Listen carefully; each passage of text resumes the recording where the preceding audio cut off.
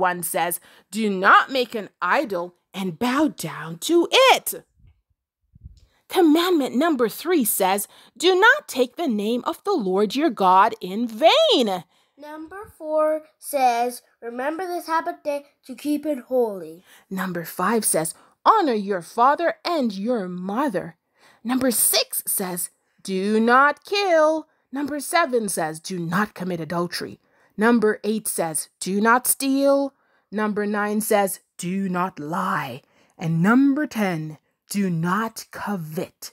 And so when these children of Israel wanted to make an idol and bow down to it, they were disobeying commandment number 2.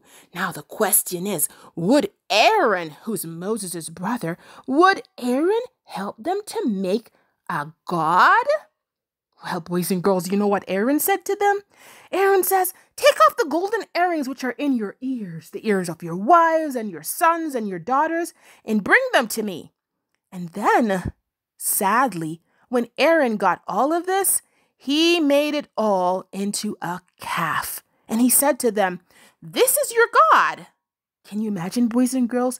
He was telling them that this calf that he had just made was now their God, the God who had brought them out of the land of Egypt.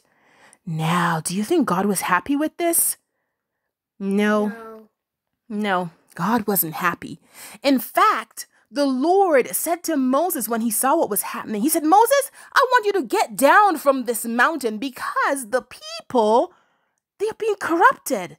The people had gone from the ways of the Lord. The Lord was so angry, boys and girls, that the Lord wanted to destroy them all. And it was Moses that had to plead with them. And when Moses came down and he saw what had happened, Moses was angry. And Moses took the calf and he burned it in the fire and he ground it to powder. Boys and girls, he was upset. He scattered the ashes over the water. Boys and girls, he was very angry, and God was not happy either. And God punished these people for what they had done because they chose to disobey the message that God had given to them in the form of the 10 commandments, which they had agreed to obey.